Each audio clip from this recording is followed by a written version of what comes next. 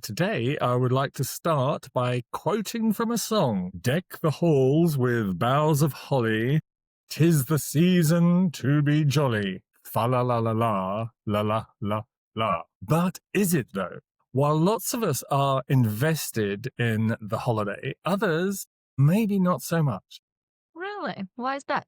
Well, that's what we're going to explore. The nature of this most public of holidays in over 160 countries, which can put an artificial pressure on individuals and families. You must enjoy, you must participate and celebrate, whether you feel like it or not. That sounds like the worst time of the year instead of the best. Well, let's talk about that then and look at the good and the bad and see if this really is the season to be jolly.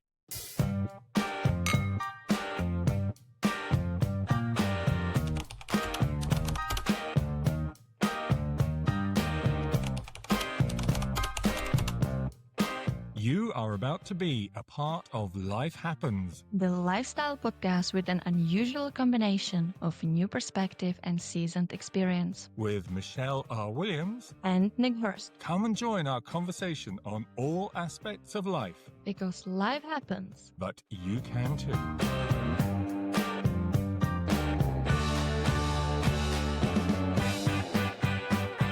Well, let's start with the fact that you celebrate Christmas on the wrong day. Excuse me, I don't think so. Let's look at the evidence. There's over 160 countries, as I said, that celebrate the holiday at Christmas, and most of those celebrate on the 25th of December. It's just some countries in mainland Europe and Scandinavia that celebrate on the 24th. So I think the numbers are against you. So good luck with that. You can't use numbers against me. We already learned that here, between us, I'm always right. So let's stick with that for now. I think the evidence is stacked against you, but okay, let's go ahead. And you tell me, what is it like? What does it look like, Czech Christmas? Well, I always thought that Czech Christmas is just like Christmas in any other country, despite Czechia being one of the most atheist countries in the whole world. But despite that, we have a lot of old-fashioned traditions, so it doesn't really feel like it. So if I compare it to other celebrations around Europe, around the world, I don't think there are many differences, but you tell me, because you live in a household with two mixed cultures in it. So you tell me what differences you see. Well, we've already touched on one of the key differences, and that's the day. So in mainland Europe, Christmas tends to be celebrated across most countries and in Scandinavia on the 24th, and the rest of the world, it's the 25th. So that creates a slight difference, to say the least. In my household, because we have like Czech and English children, the way that we deal with it is we have two Christmases. So we have Czech The best Christmas. solution. The best solution there is, I wish. Yeah, well, not so much for the parents because we end up buying two lots of presents. We will celebrate Czech Christmas on the 24th and we will celebrate English Christmas on the 25th. And there are different traditions to go with each. So let's do it chronologically because the 24th comes before the 25th. My math isn't that bad. You can tell, yeah, Talk about- your math skills are getting better with this podcast. I'm really proud of you. Thank you. I think it's your tuition that's paying off, or at least the insults you throw my way about my math skills. It works. Not sure, but anyway. So tell me about some of the, for instance, one of the key areas that is very much tied to Christmas that you have is Ježíšek. What's that all about? Love the way you said that. Yes. And Well, how I would think you say that's it? the key difference. I think you should. No, I'm not saying it. I'm not speaking Czech in this podcast. No, you said it right. You said it right. You said it perfectly. It's great. Okay, yeah, that's too much praise. Let's get back to being rude too. I think that will be the major difference between different countries because there are so many characters, or what you call it. There are so many people that are the person who gives gifts. to children or to people. And that might be quite a touchy subject if you think about it, because you're like, yeah, everyone celebrates Christmas the same way and, same or similar traditions. But if you think about it, I had a huge problem with that in America when I was talking with the children about Christmas. And I had no idea. I mean, obviously, I know that it's Santa Claus, but like in that moment, I realized that they believe different things than I believed when I was a kid. So, what do you have in England, by the way? Father Christmas? Father Christmas. Yeah. And Explain there is that. I will there is explain that difference shortly, but I want you to explain the Ježíšek thing for non-Czech listeners. I don't really know how to explain it. Basically, the word itself means little Jesus. That's how we call it. But honestly, growing up in Czech Republic, I never really understood who is he supposed to be. Because if you look at Santa Claus, that's very obvious. You have this very clear image of who that is. But in our country, I still can't imagine him. Like, there are sort of debates between, I remember when we were children, we were debating it, because some people imagine him in a sort of way like Santa Claus, older man, whatever, with red clothing, I don't know. But some people, because of the name itself, which doesn't only mean Jesus, but it means little Jesus, imagine him as a baby. And so I'm like, it never really sat right with me. I'm like, so baby is giving you your presents. I mean, all right. So I'm not quite sure like how Czech people got to that because it doesn't really make any sense. But either way, it's supposed to be Jesus who's giving you the presents. And I always did find that a bit strange because, Yeah. first of all, as you said earlier, the Czech Republic is one of the most atheist countries in Europe. Also, yeah. So the idea that then everybody suddenly buys into baby Jesus running around their house on Christmas Eve, because Christmas Day is the 25th, let's just be clear about that. Yeah, we celebrate Christmas Eve, yes. I shall keep throwing that in just because it's a Christmas episode. The other thing that I always found kind of weird, and we do the Ježíšek thing in my household, but I just found the concept of a little baby running around your house, leaving gifts, a little bit sort of disturbing, really. But then I suppose if you come onto the Western tradition of there's some old guy with a long beard coming down your chimney in the middle of the night, somehow bypassing any home security systems that you may have in place, and then leaving presents around, sometimes actually in your bedroom. So this old guy comes into your bedroom while you're sleeping and leaves gifts into your children's bedroom. An old man is in your children's bedrooms. I mean, really? We Yeah, need to. aren't you more keen of the baby now? I would rather have a baby in my house than an old man, to be honest. Well, I'm not sure. I don't know if you probably don't. Well, you won't remember because I'm going to talk about a TV program that was on before you were born called Ally McBeal. Have you ever heard of that at all? No. Not by the name. It was a legal drama series, and the lead character was called Ally McBeal. She was a young lawyer in a Boston law firm. She would have these every so often when her mental state was getting a bit frayed. She would have these kind of nightmarish visions of seeing a dancing baby at the foot of her bed. And I don't know how they did it, possibly very early versions of CGI. But this dancing baby was really, truly gruesome and scary sight. And that always came into my mind when, whenever I hear about Can Ježíšek. you imagine baby Jesus? Oh my gosh. And the way that we do, I don't know if other Czech households do this, but the way that is done in our house, as is dictated by my wife, is that we all disappear into one room together. And then one by one, a member of the family will go out to see if Ježíšek has been. And they will come back and say whether or not Ježíšek has indeed come and left presents. So, of course, you go through this a few times. Parents will go out no presents, no presents, no presents. And then you go, and the kids will go out, no presents. It's starting to get a little bit tense here.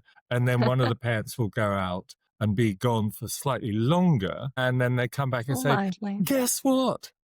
There's loads of presents there. And sometimes somebody rings a bell. I can't remember now. But anyway, so Yes. that's Yeah. kind of how it works. And then everybody comes out of the small room or wherever you have been. And so there's all these gifts, and they're all from Ježíšek. They're not. This is another difference from how we do things in the UK. So you don't really know who to say thank you to for the presents because they come from some strange baby. Is that right? Is that how you do it? No, you're right. You're just totally ruining now all of my childhood memories. I will forever see the dancing baby there now. You should go on YouTube and look up the dancing baby. It is truly a I don't. scary thing. No, no. You look traumatized. I don't want to ruin Christmas for myself more than it already is. So I think Okay. I'm good. Thank you. If you send it to me, I will make sure you have no Christmas this year. Don't you dare. Well, I seem to have lost all our Christmas decorations and Christmas tree lights and stuff. So we may not be having Christmas anyway. So tell me, what do you know about the Western traditions then? You are asking me if I ever paid any attention when you were talking about it back when I was in school. Well, I can save us the time and tell you that I wasn't paying attention. Surely you've heard of things elsewhere. You already mentioned when you were in America, Santa Claus. Well, so obviously, apart from a different person giving the presents, it's the food, because I think that's very typical also for every country. I don't think there are two countries that would be similar in that, in like, the whole picture. And also, obviously, traditions. Now I will try your knowledge. I will see your knowledge because you should have this knowledge as someone being married to a Czech woman and celebrating Czech Christmas. So, one of the traditions we have, which now thinking about it, it's kind of sad in a way, or like it's weird. I will see what you think about it.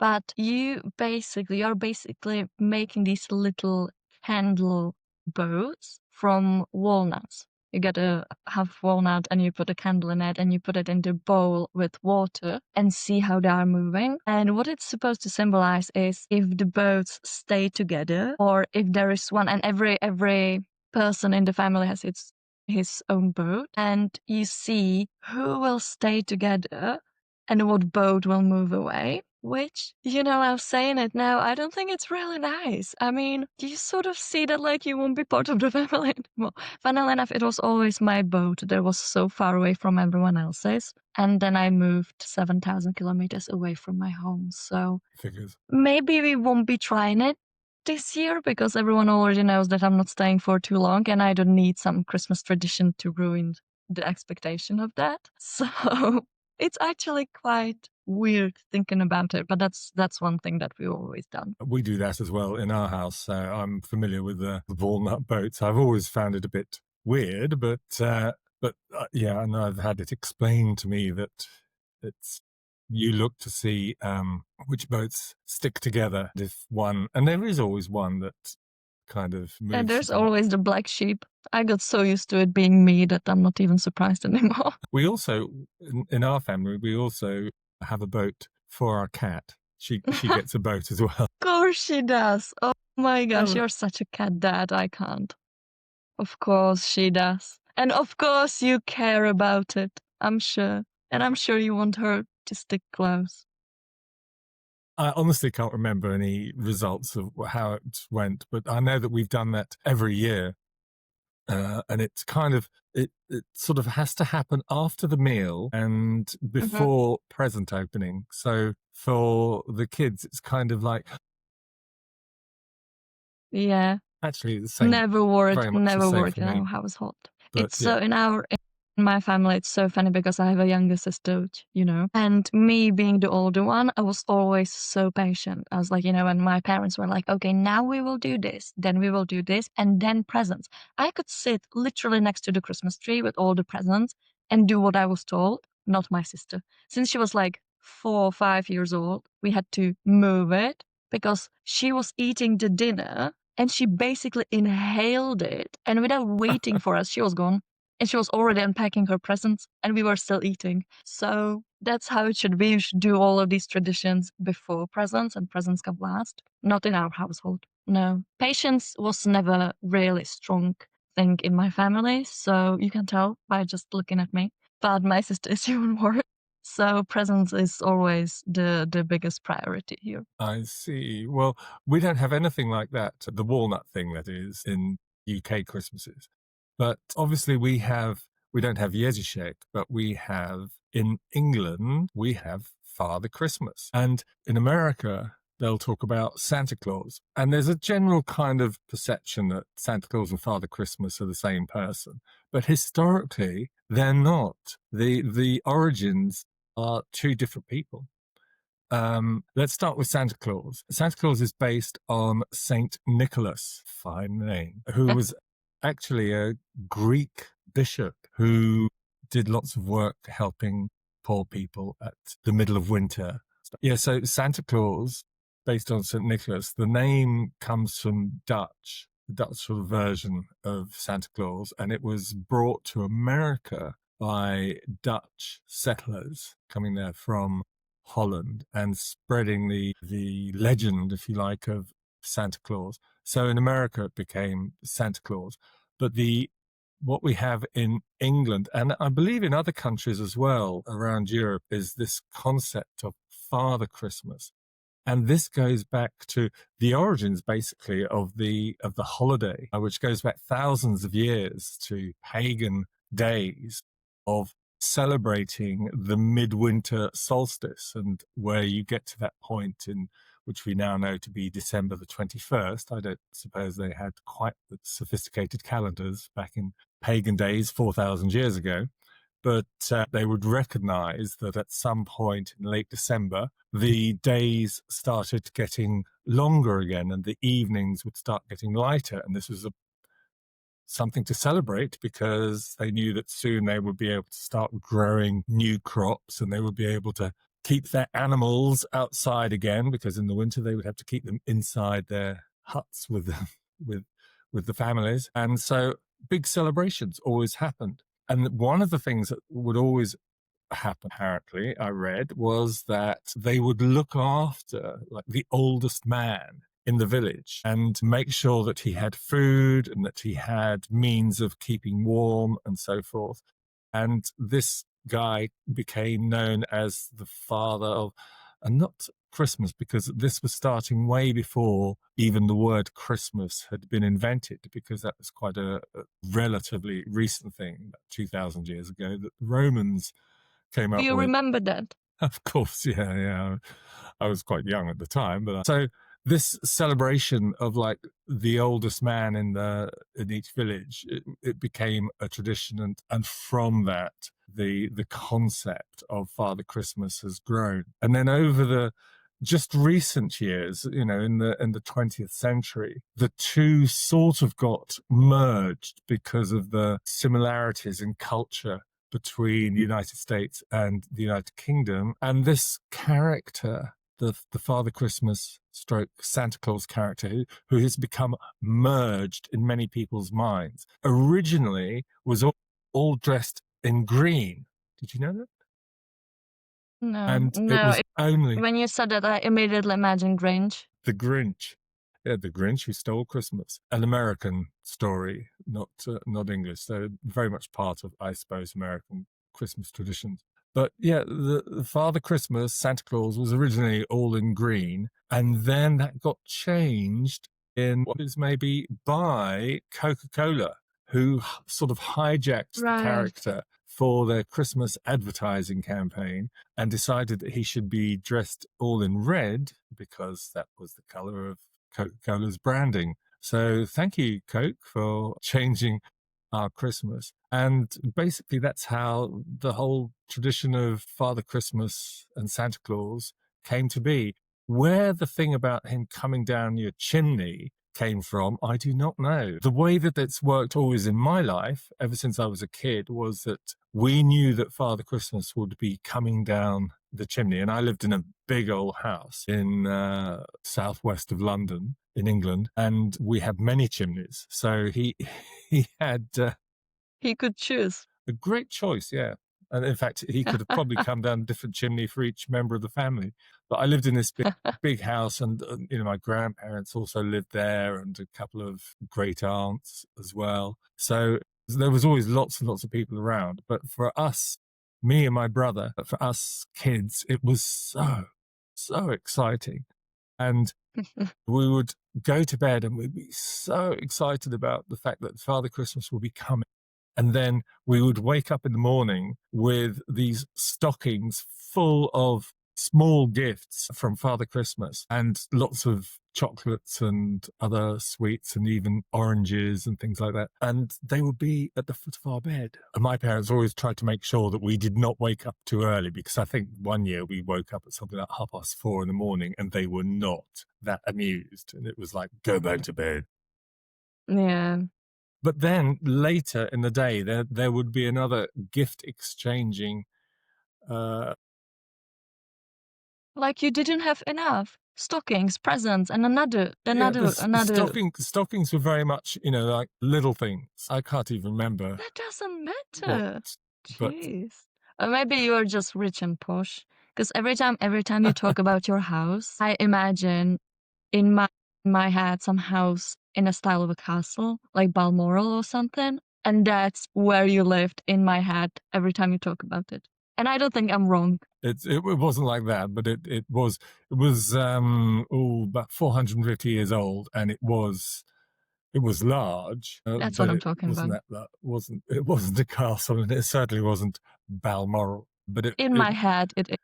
it was big because, and as I say, there was a lot of the family living there. And we certainly weren't rich. It was incredibly cold. No central heating. It was too big to have central heating. So you just would heat individual rooms that you were going to use.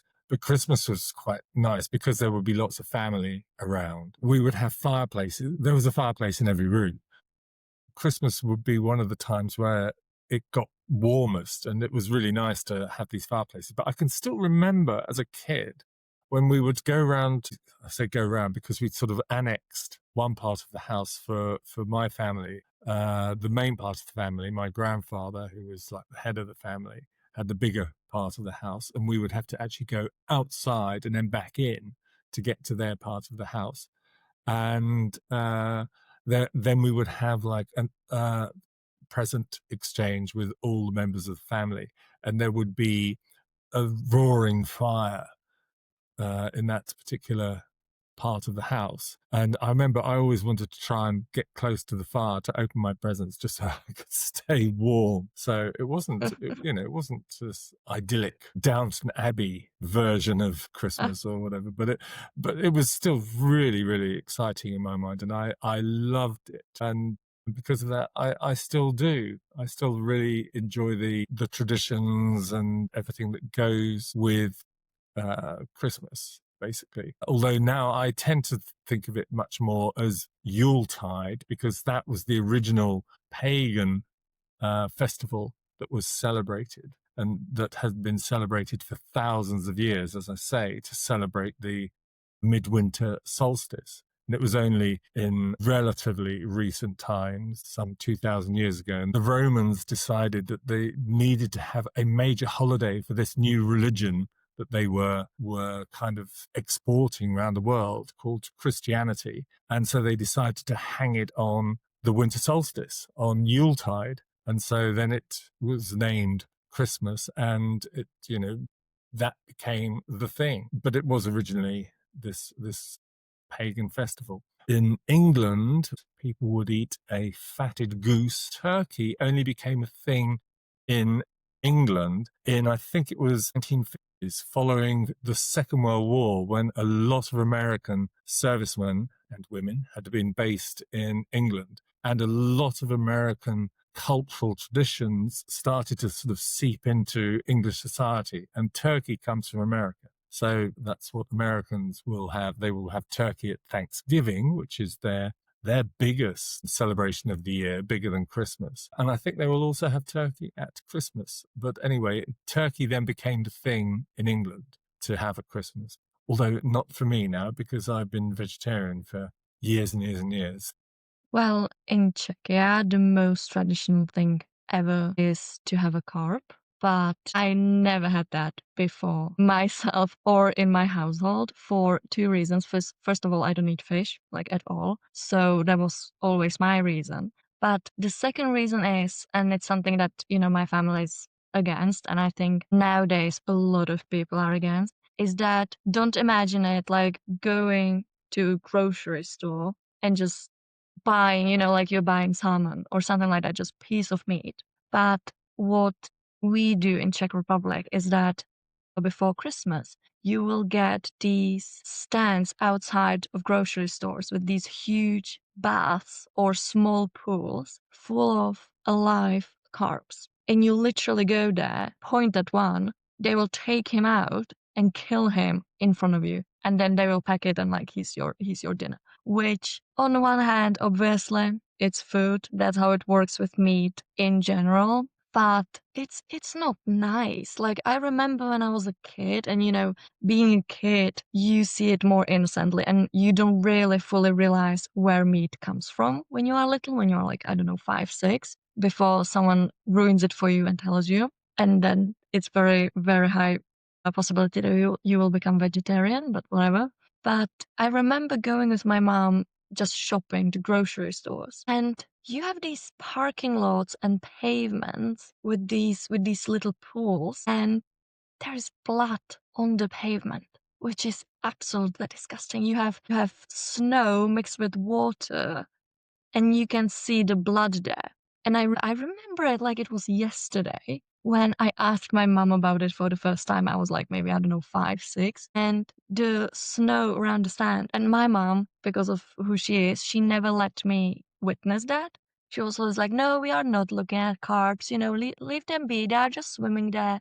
Let's go the other way around. But once I saw the snow being mixed with blood, and so I obviously asked about it.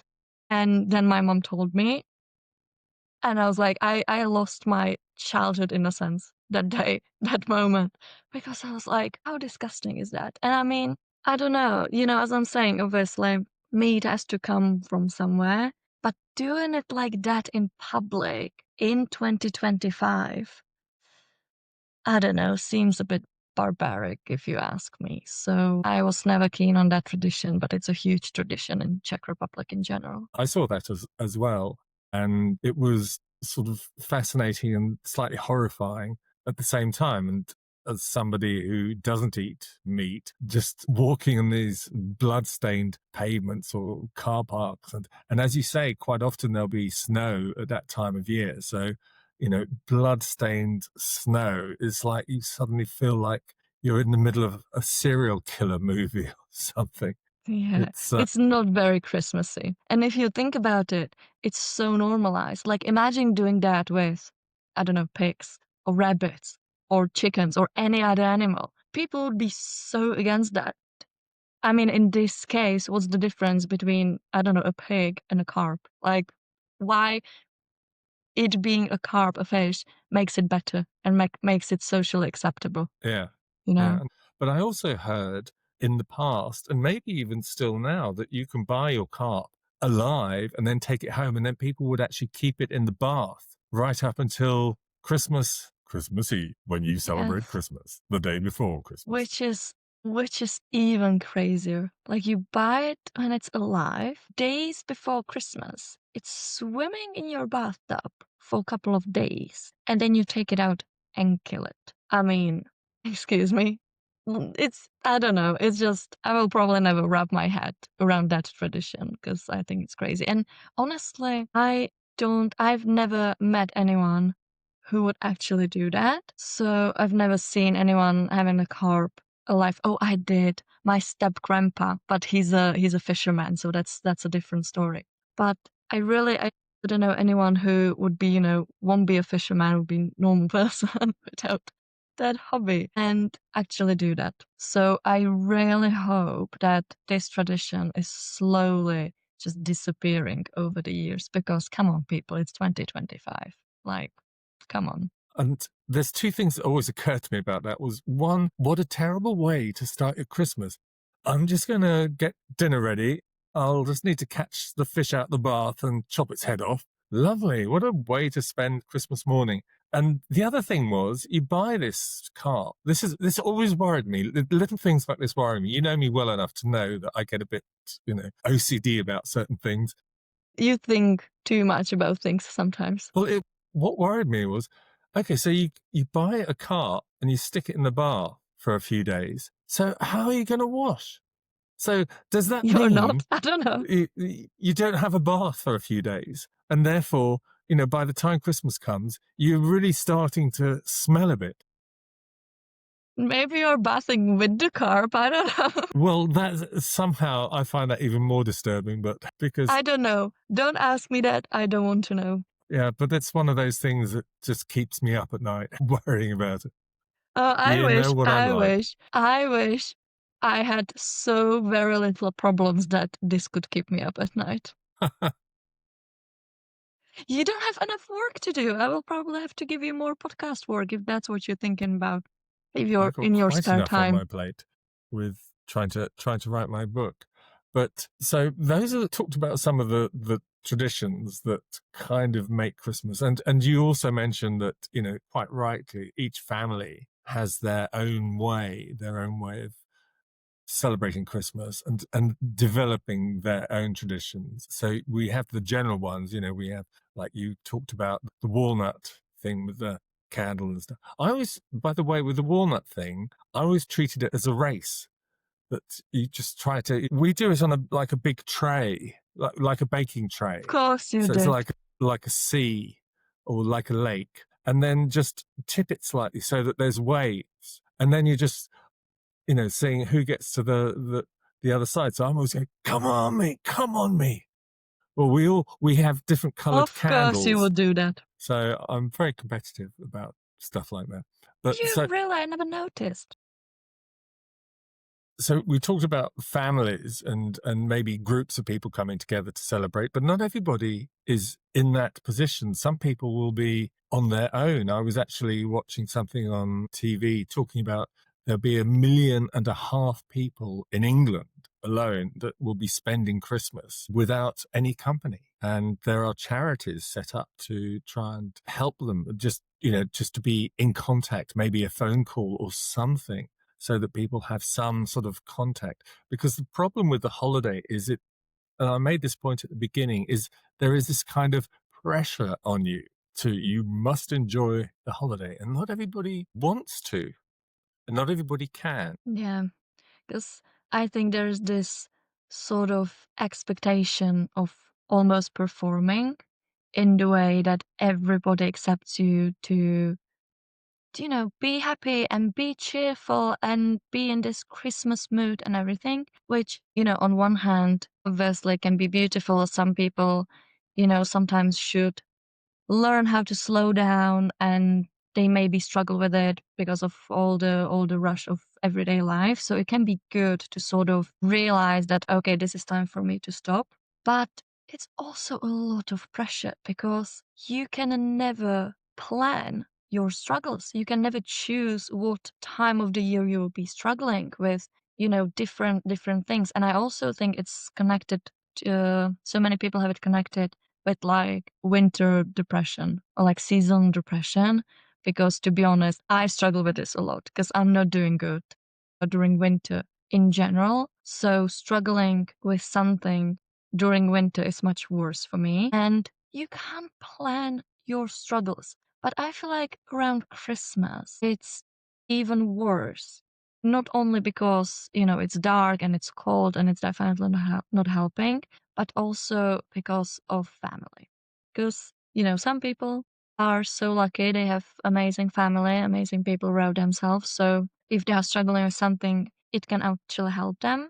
But a lot of people are not that lucky. And I feel like, especially nowadays, when you are struggling with some mental health issues, there will be a lot of people in your family who just won't understand in general during the whole year. Like, I have parts of my family where I can't even mention mental health and mental struggles because it will end up in an argument and it will just be terrible.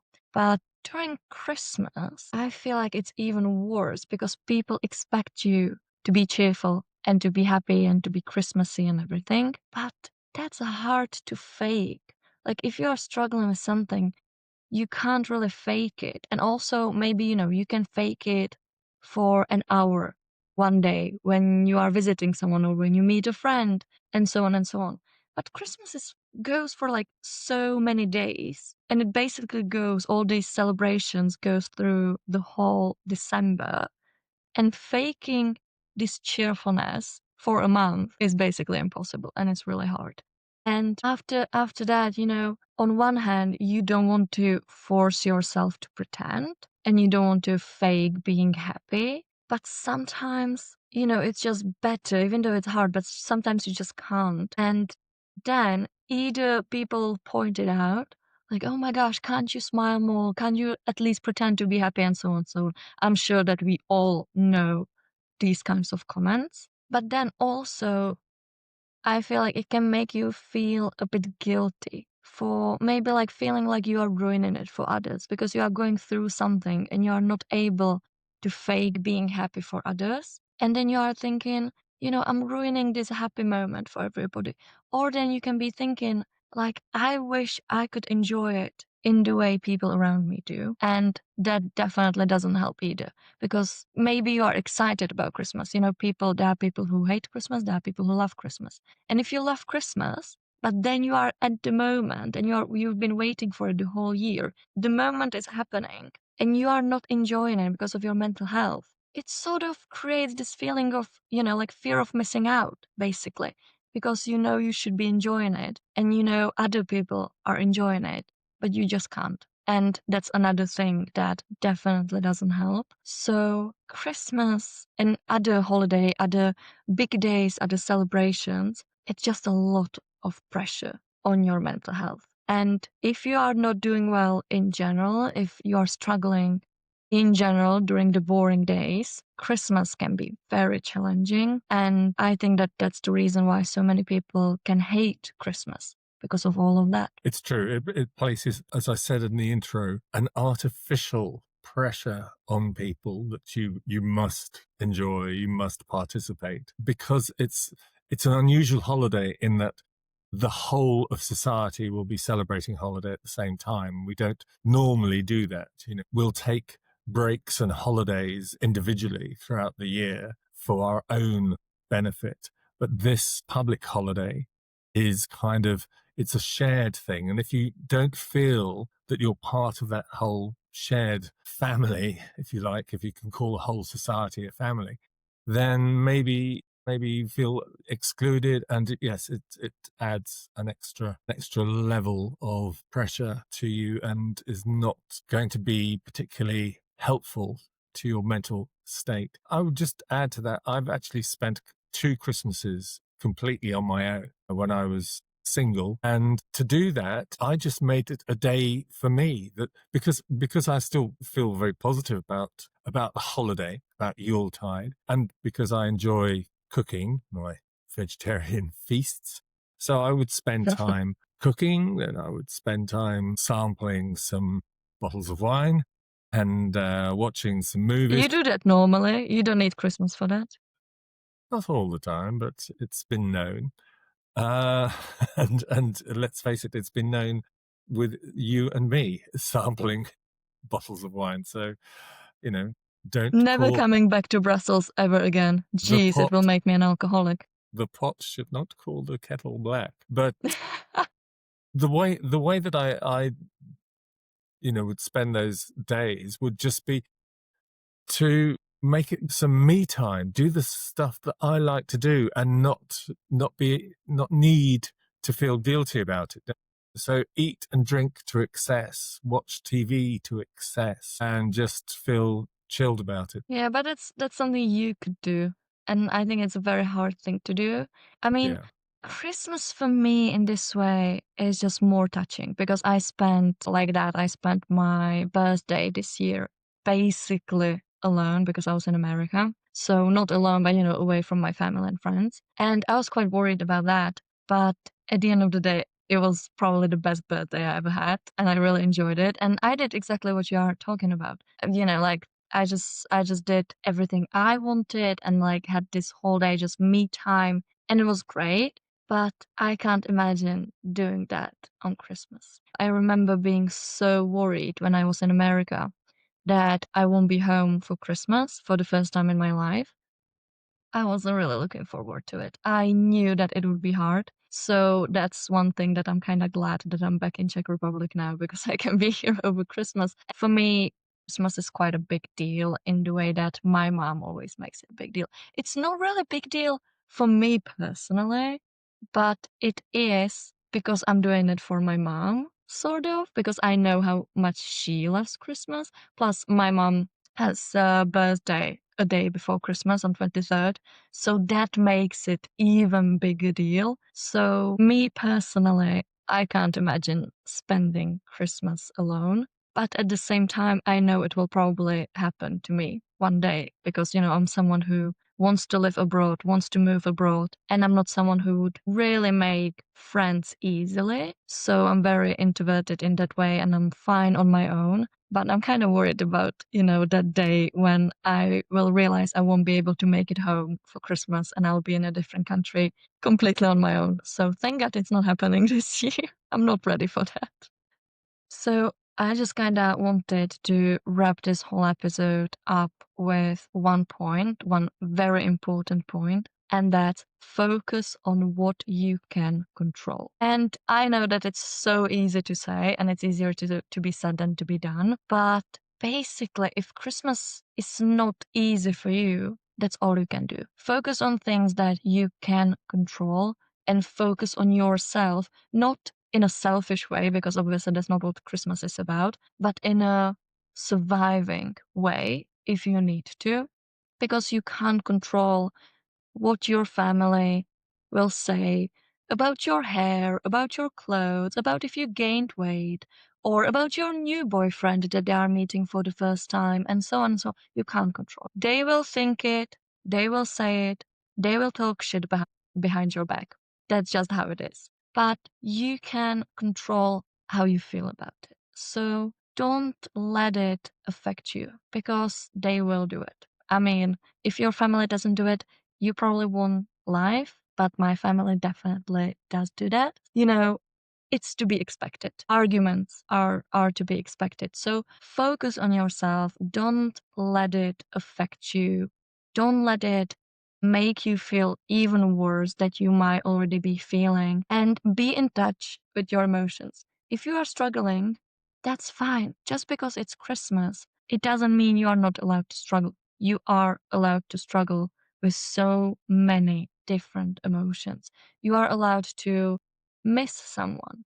Christmas, I also think it's the time when you maybe remember people that are not in your life anymore. And it's all right to miss them. And I don't mean that just people that maybe passed away, but also when you have family in different country, or if you have two parts of your family and you only have to choose one to celebrate the actual Christmas day, whatever that is, with. So you are allowed to miss people. You are allowed to be sad and disappointed, but at the same time, focus on your well-being. Eat the food. Don't care about diets and weight and whatever. Focus on enjoying the food because Christmas food is great. I mean, hello. I'm so excited about all of the sweets my mom's preparing right now. Our house just smells so nice every single day nowadays, and I love it. So eat it, enjoy it, and just do things that at least make you a little bit happy and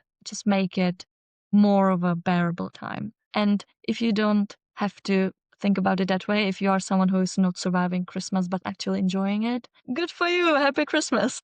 So, however you're spending the holiday, from both of us, have a good one and maybe let us know what you're doing for the holiday. You can write us a message on our Instagram at lifehappens.podcast, or you can write us a comment or leave a like or leave a follow on our Spotify or whenever you are listening to your podcast.